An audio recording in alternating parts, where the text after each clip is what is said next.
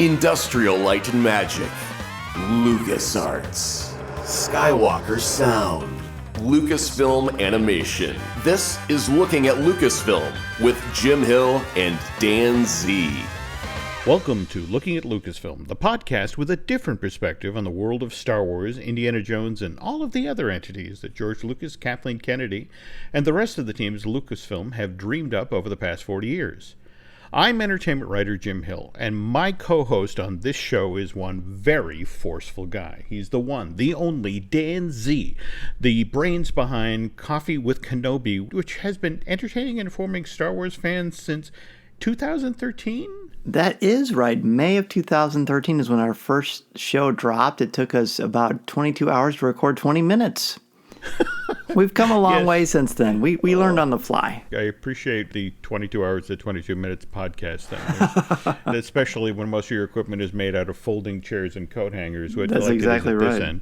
You got to stand on your pinky toe and stuff. There you go. Well, anyway, I raise a glass to that accomplishment, Dan. Though starting in 2019, you and I will be able to drink something a little stronger than a latte when we journey to Black Spire Outpost. Now, did you see the story that broke, I think it was the tail end of August, that Oga's Canteen? I think that is right, yeah. Okay, and if I understand correctly, this is located in the Smuggler's Alley section of Star Wars Galaxy's Edge, a massive theme park world within a world that the Imagineers are building at Disneyland Park in Anaheim and at Disney Hollywood Studios theme park at the Walt Disney World Resort in Orlando. But the big news that Oga's Canteen will be serving alcohol to guests 18 years or older who frequent this establishment. Now, we kind of knew this was coming, didn't we? Or yeah, I mean, having alcohol at Disney is. I remember when I worked there in the mid '90s. I think, if memory serves, the Magic Kingdom was the only place at the time where you couldn't get alcohol in Orlando. Does that sound right to you? But everywhere else, of course, you could at Epcot because you could drink around the world.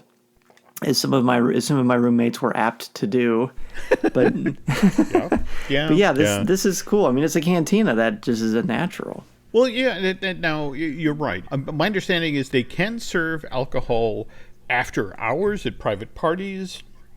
If a corporate group buys out the park, that sort of thing. But I guess the big thing, or the thing that seemed to make the headlines was the fact that this was the first time that you could buy alcohol at Disneyland Park in Anaheim, which, to be honest, isn't entirely true. Even as far back as 55, if you were a sponsor, or more to the point, you were a friend of Walt's, you could get a beer, wine, and spirits at Disneyland. You just had to know where to go. And depending on who you talk to, it was either called the Hideout or the Hideaway. It was a back room at the Red Wagon Inn. That's the place to have a back room, the Red Wagon Inn. I mean, just think that's like a Western. Well, that's it exactly. It was sponsored by Swift Meats. They were an early sponsor of Disneyland. And Walt just wanted a place where he could take would-be sponsors or friends. And Walt liked his cocktails. I mean, he wasn't a big drinker. His idea, at the end of the day, he always enjoyed having a Scotch mist, which his nurse Hazel always used to describe as more water than scotch, but Walt liked to tipple now and then. But yeah, this was in operation through 65 at the park, and then the Red Wagon Inn went down for a $1.7 million redo, which, to put that in perspective, when Walt built Disneyland in 55, he spent $17 million on the whole park. So 10 years later, this place is such a success, he can afford to spend a tenth of what he spent on the whole theme park on redoing one restaurant. But yeah, you could get drinks there, or likewise, starting in May of 67. Again, if you knew the secret handshake and could get up into Club 33, you can drink there. But Oga's now, this is going to be a place where members of the general public can kick back a drink. And have we heard the blue milk and the green, whatever it was that Luke drank from that sea cow? Yeah. We haven't heard if those are alcoholic yet, have we? Or for some reason, I have in my mind that they're going to have a Shirley Temple version and a non-Shirley Temple version. That's the way I always understood it. Okay, that makes sense, doesn't it? I mean, just the idea of being able to mosey into there with the Max Rebo band or the Figure and Dar and the Modal Nodes playing the Cantina theme. It just seems like something people are going to want to do. Oh, speaking of entertainment, though, some really sharp-eyed folks who were looking at the concept art that was released for Oga noticed that this is going to be the cantina where Rex winds up. This is where, after his days of flying the Star Speeders 3000. He got retired too and is now working as a DJ. That's right. Paul Rubin's back for this too, right? That's my understanding. I've been trying to get that confirmed. And of course, when people knock back a few, sometimes they like to play cards, which brings us to our next story. And I have to credit my co-host of Disney Dish, Len Testa. He's the one who came across this trademark application that Disney put in. Disney has decided to trademark this card game. Am I pronouncing it right? Sabacc? Sabacc. Okay. It's a story that we saw in Solo, A Star Wars Story True. Is that how Han actually did win the Millennium Falcon, playing a game of Sabacc with Lando? Yes. Against Lando. That's right. There was always it was an allusion, I believe, in one of the novels, one of the novelizations that he had played Sabacc, and that's how he won the Falcon from Lando. And they kind of allude to that on Cloud City when they meet. But then we get to actually see that play out in Solo, A Star Wars Story. Yeah, Sabacc has got a long history in fandom, to be sure. In fact, I've got a couple of decks myself. Okay, you'll have to teach me. From various places. I got one from Celebration Anaheim. It was a giveaway that StarWars.com was doing. And I got a few from Lucasfilm's gift shop over the years that they make just for internally. And then when Solo came out, Hasbro had a game called the Han Solo card game. They wouldn't call it Sabacc because there was some questions about, there was a lawsuit going on, I guess. So they weren't calling it Sabacc, but it was Sabacc. It was labeled Sabacc. It came with the dice. It very clearly had the images that they used in it. There was an episode of Star Wars Rebels I believe it was season 1, called Idiot's Array, which is the name of the perfect hand you can get in Sabacc. And they showed Lando playing this game against Zeb. And so then those are the cards that we knew what they look like, and so that's what the deck looks like from Hasbro. That's more about Sabacc than you probably ever wanted to know. No, I see.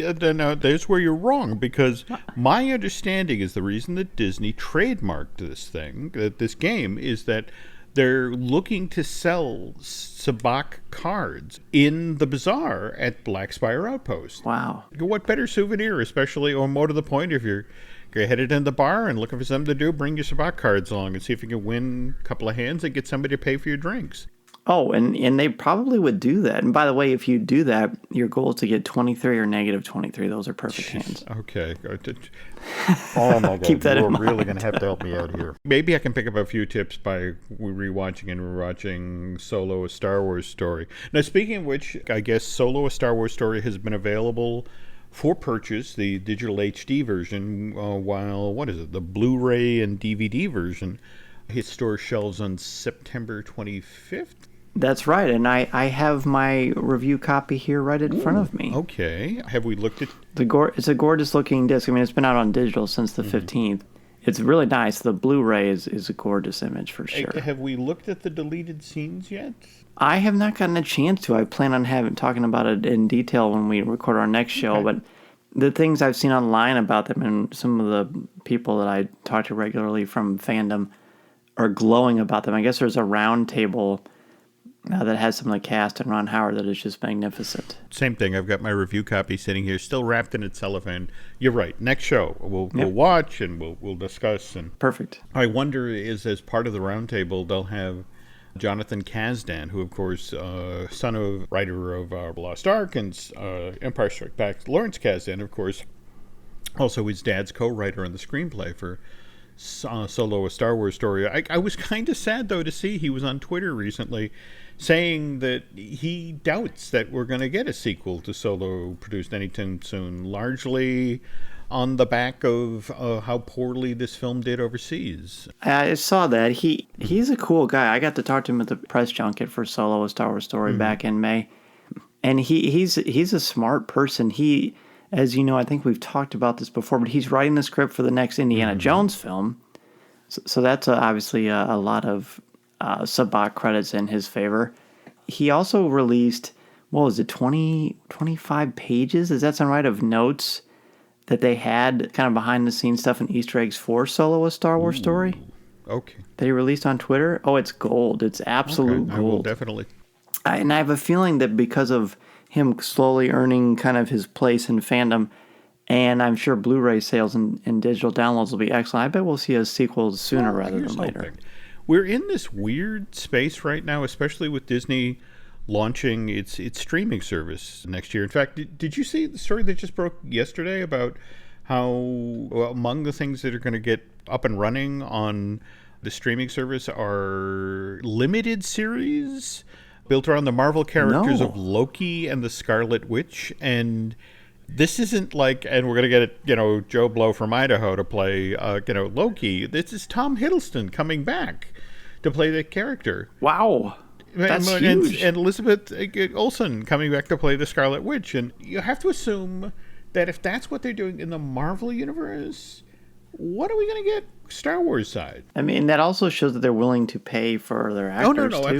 absolutely. But I think in this age of so many people who do film and television and some of the more ambitious limited series that are out there, that I think there's less an onus for a film star to come do television. And more to the point, Disney wants to stress right off the top that the stuff that they're doing over for Disney Play, by the way, that's the name of the streaming service, they want people to think we could release this stuff theatrically if we wanted to. That's the level of quality. But even so, I'm a little sad that we won't get to see, or according to Jonathan, we won't get to see the Solo sequel anytime soon. But that doesn't mean that we aren't going to see Han and Chewie sometime in the next year or so. Talking with friends who are working on Star Wars Resistance, the new animated series. And by the way, Dan, is the father of young children. Star Wars Resistance, you and I both know, is the new animated series that's Lucasfilm Animation is skewing toward younger kids. So if this is intended for a younger audience, why then is the premiere of this show being shown on the Disney Channel on Sunday night at 10 o'clock at night? What child who's going to be up to watch this? Not me, because I'm the one who has to get him up and get him ready for school the next day. It sounds like this is designed by people who don't have small kids at home. Yeah. Isn't that ironic? I mean, because it certainly is being billed, like you said, as something that younger audiences can gravitate towards and jump into feet first right off the bat, which I think is wonderful. My son's first real foray into Star Wars was Forces of Destiny. He's since seen the original trilogy. In fact, I just showed him Return of the Jedi over the weekend, and he loved it. He loves the Ewoks, he loves the whole thing. But this is something that after I see the pilot, I'm really hoping it will be as advertised, because I would love to bring him in, but not at 10 o'clock at night on a Sunday. You and I are both kind of revealing our age here, because we're thinking like terrestrial television people, whereas, my daughter and your son and such, they're in an entirely different generation. They watch television on their phones, and there's the Disney app. And in fact, as I understand it, if you watch the premiere using the Disney app, they then make it possible for you to immediately see the next two episodes of the show. So, yeah, maybe it's just the 10 o'clock version is for us old farts. It could be. That's what they did for Rebels the first season. They would always show you, if you had the app, you could see it the first two episodes, whereas everybody else had to wait for a week for the next episode. Anyway, to circle back to the Han and Chewie news. Now, remember, the conceit of Star Wars Resistance is that this show is set before all of the events we saw in Star Wars Episode 8, The Force Awakens. What that means is that General Organa is still trying to determine how big a threat the First Order is. So this is why she has Poe Dameron recruit Kazuda Ziona? They call him Kaz for Sounds short. Right I'm to sticking me. with Kaz. But he's a talented young pilot, and he's going to serve as the central character of the show. And his job, Poe gives him an assignment to spy on the First Order. In order to do this, Kaz gets assigned to the Colossus, which is this massive refueling station that's located on an ocean world in the Outer Rim territories. The idea that all sorts of pilots bring their ships to the Colossus to be refueled. So if that's the case, supposedly over what's planned as the 4-year run of this show, I guess it was originally planned for season 1, might get bumped to season 2. Han and Chewie will show up for a little gas and grab. Likewise, Lando Calrissian is supposed to come through at some point. Not only that, but Dave loves the characters that he helped get up out of the ground. So look for Hera Syndulla from Syndulla. Yeah. From Star Wars Rubber, and likewise Ahsoka Tano from Clone Wars. Evidently, the notion was going into the show, he wanted Resistance to comfortably accommodate characters from both the Star Wars films and the TV shows. If you talk with the people at Disney Consumer Products and Interactive Media, they're not really all that excited that Han and Chewie are going to show up on the show. What they love about Resistance is the hotshot group of pilots that are supposed to protect this refueling station, because that means they have all sorts of vehicles that Disney Consumer Products can then turn into things that they can sell to kids as well as Star Wars collectors. And speaking of toys, when Dan and I get back from the break, we're going to talk about this spectacular Netflix original series, The Toys That Made Us. And the debut episode of this series is something that every Star Wars fan has to see. So hang in there. We'll be right back.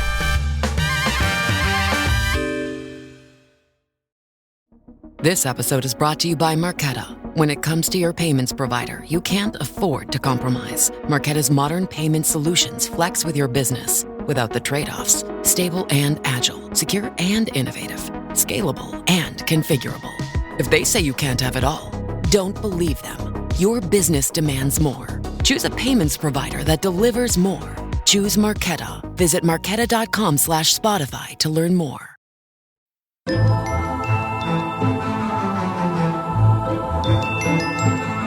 And we're back. Now, Dan, you have seen this show. We were talking about this off air before we got started tonight, right?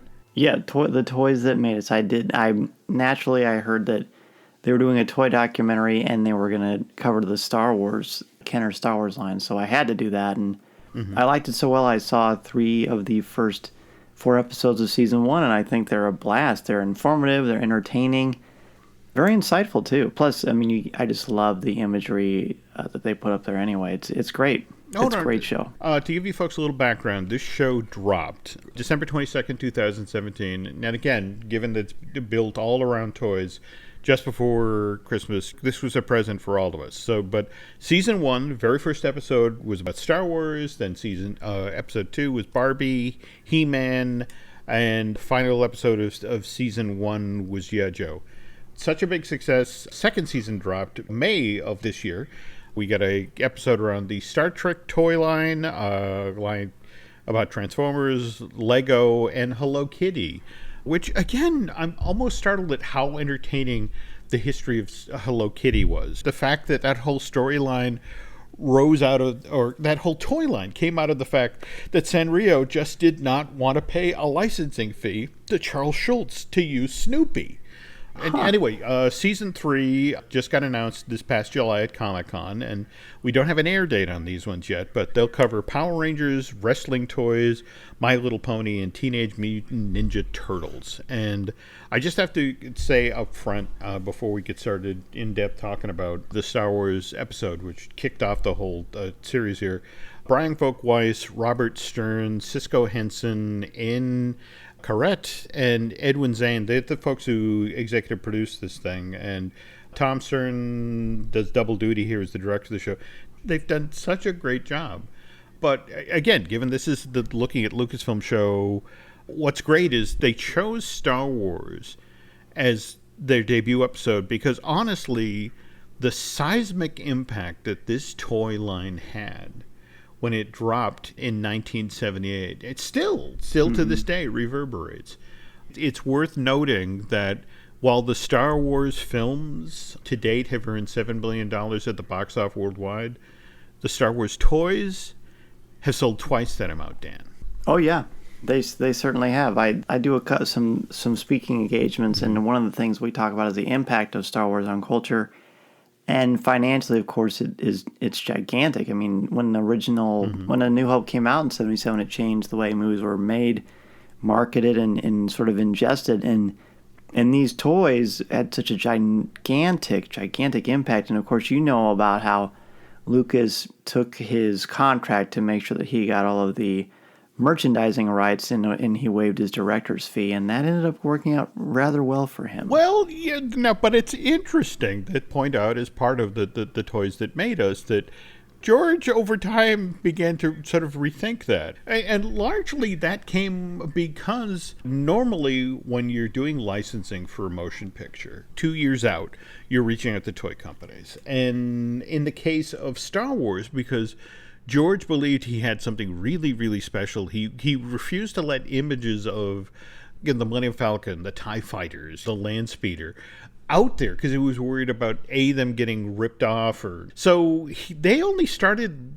approaching company. 20th Century only started approaching company 3 months ahead of the release of the film. As a direct result, Mattel, Hasbro, Parker Brothers, Ideal all turned them down. Just sort of like looked at it and was like, not enough time, not interesting. And more to the point, as you mentioned, that back then toy lines that keyed off of movies were really kind of rare.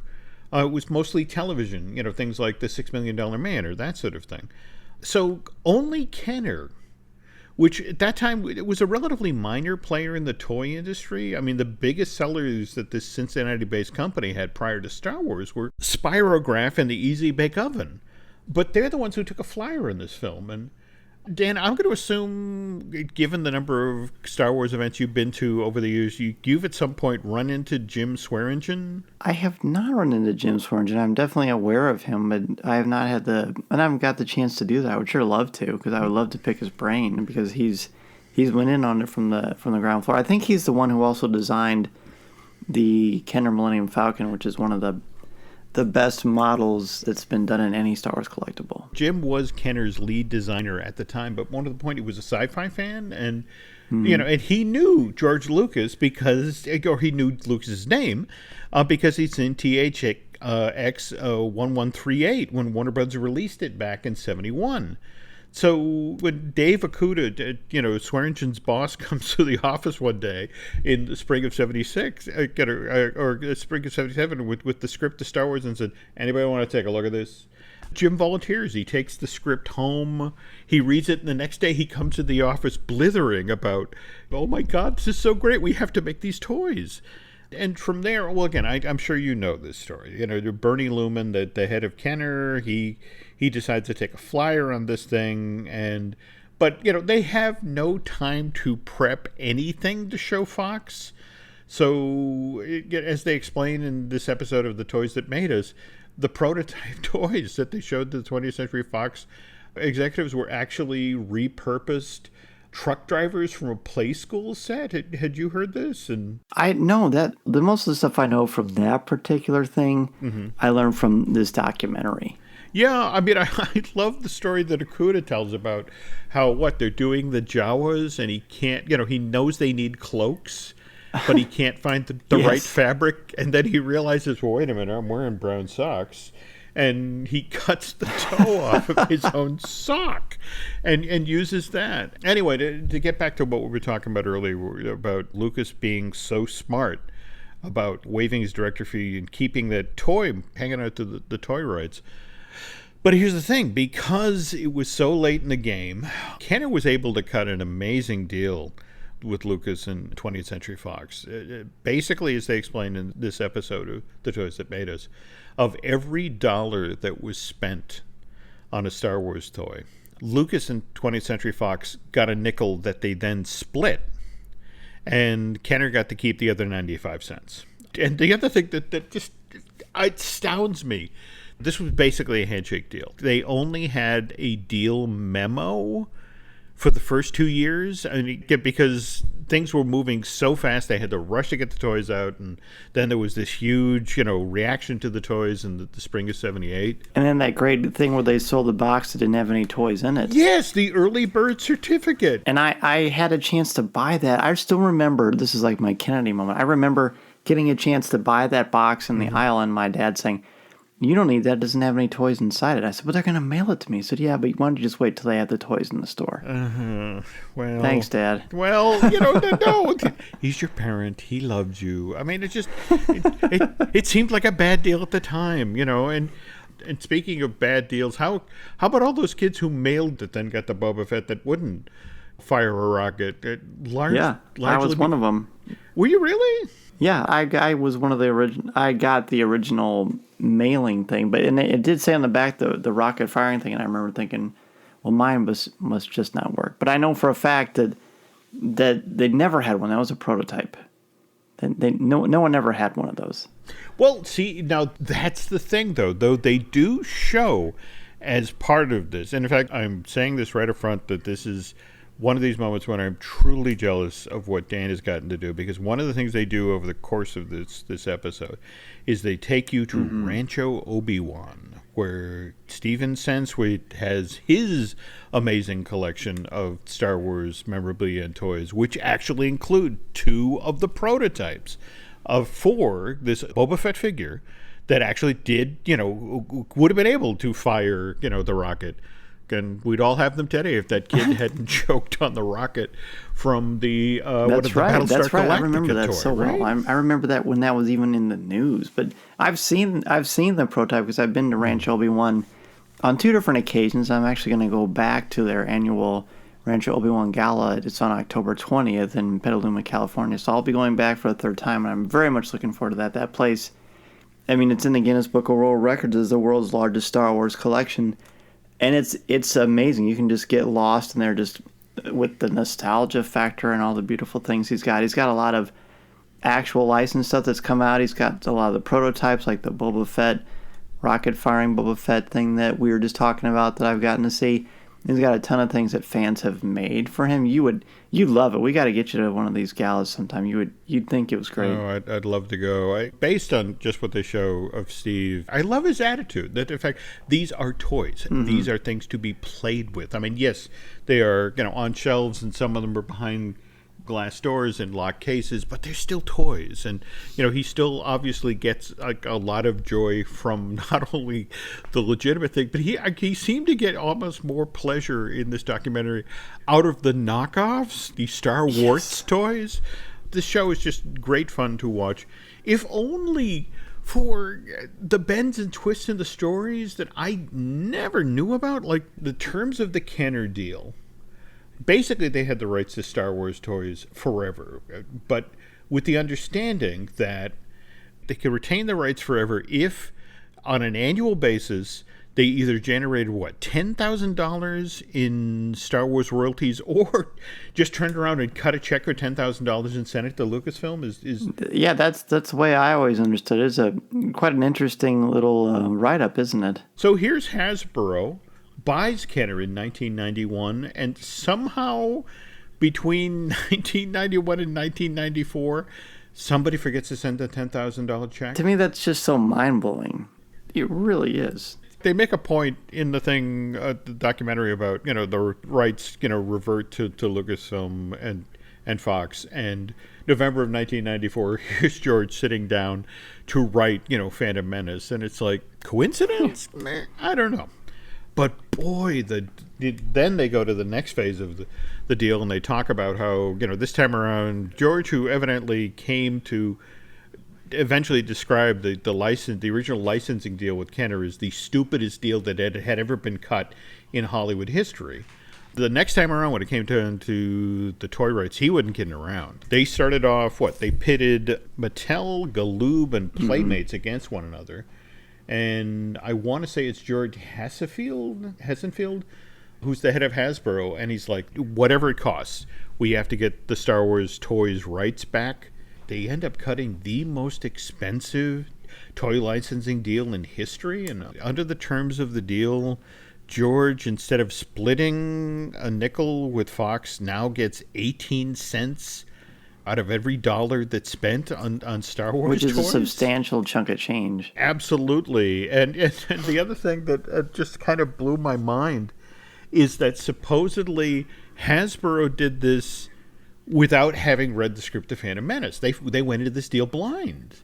Right. So that's kind of why there were 4, for that very first film, there were 4 Jar Jar action figures and a plush and a 12-inch tall doll, even a Jar Jar. Listen, I have a Pizza Hut box upstairs in my attic that still has some very, very faint pizza stains on it with Jar Jar's face on it. Wow. Yeah.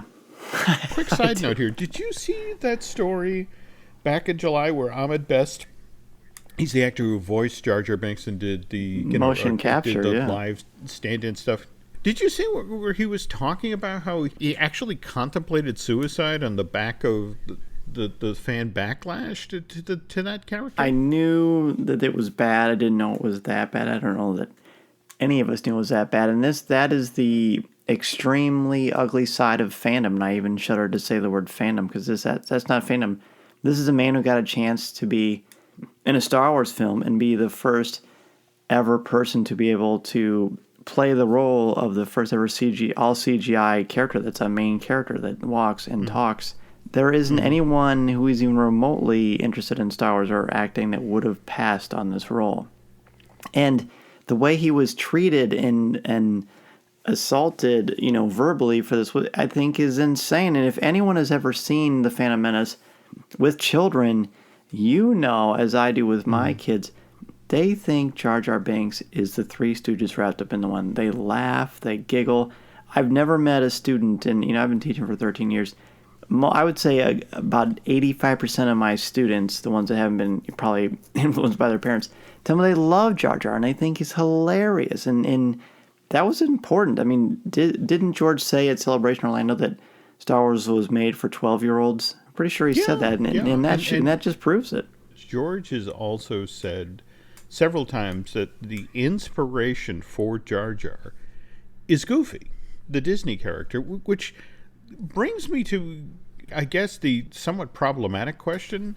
Would Jar Jar have been better accepted with a different voice? Was it just sort of the pigeon talk? Is this one of these situations where if he were redubbed with a different voice, people would be that much more likely to accept I don't know. I mean, they were obviously there's sort of a Rastafarian thing, but he came from an underwater, Utogunga is the name of the underwater city that he was from. And I don't know. I mean, didn't he say that thing about he based Jar Jar on Goofy when he became a part of the Disney Hall of Fame or whatever they called it at the D23 Expo? Yes, there we go. All right, so maybe he was playing to the crowd.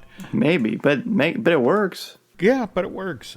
I don't know. Anyway, getting back to the toys that made us look. I know we talked a lot about this Star Wars episode, but honestly, I've watched a number of the other episodes of season 1 and 2 of this Netflix original, and to be honest, the G.I. Joe one, and I know you're a big fan of G.I. Joe. I love it. It's my favorite toy line of all time. That was great fun, and likewise, the He-Man Masters of the Universe episode. How about that guy that created Skeletor? How he's sort of this very cantankerous, aggressive guy, but boy, was he entertaining.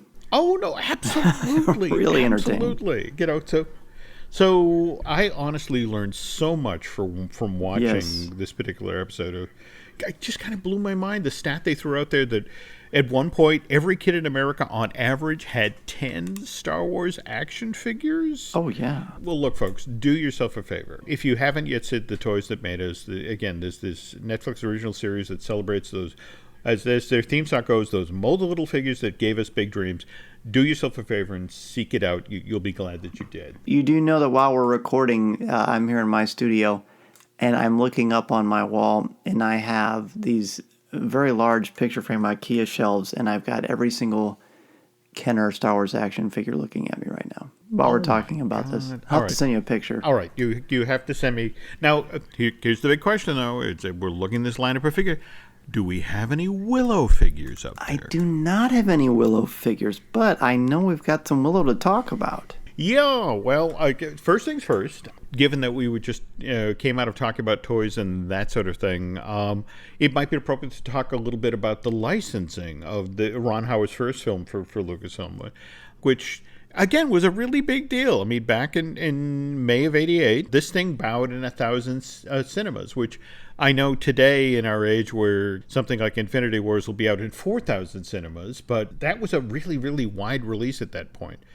More to the point, remember, this is George Lucas, who's still smarting from what he's come to believe is a poor deal for the Star Wars licensing. So when it came time for Willow, he really put the thumbscrews to the more than 30 companies who acquired licensing rights to Willow.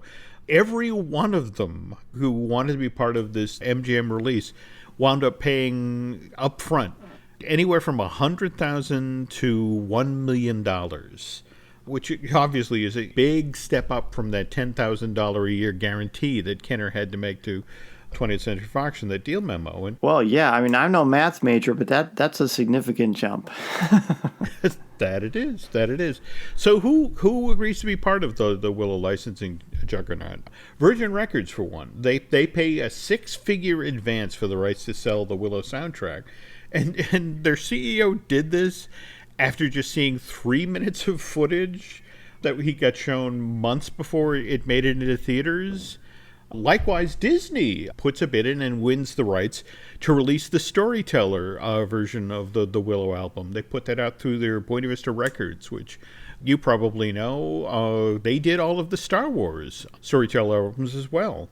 And meanwhile, on the toy end of things, Tonka, which Hasbro had bought. In fact, Tonka, here's how weird things the toy industry got in the late 80s, early 90s. Tonka at this point had already purchased Kenner.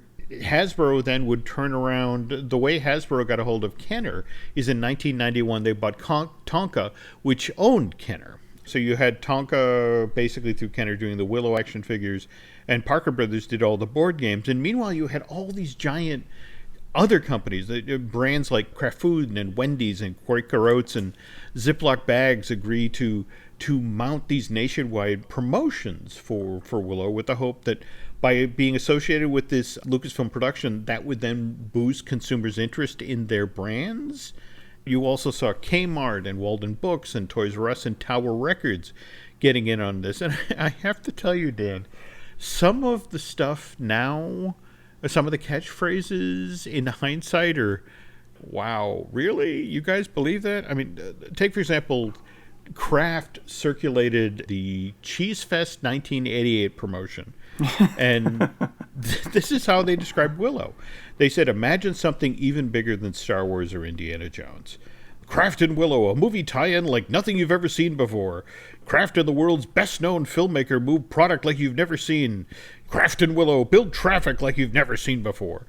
Stuff like Quaker Oats puts the magic of Willow on your table, or successes in the bag with Ziploc and Willow. And that is pretty clever, I will say. I like that. I mean, it just, unfortunately, as we know from what happened at the box office, success wasn't exactly in the bag for Willow. But I'll tell you what, we'll get into more about what went wrong with Ron Howard's first film for Lucasfilm on an upcoming edition of this podcast. Yeah, I'd like to. I know that it's got, as you know, Willow has a huge cult following to this day. And I know recently at Lucasfilm they had a Willow screening, and they went into the archives and they put a number of Willow merchandise, the stuff we're talking about, all over these tables for everyone to look at. And they even had the box plastic costume with the little mask with the little thin string that goes around. And you're sweating through the little nose holes, and when you're wearing these little costumes. And it looks like everybody there had an absolute blast. I don't know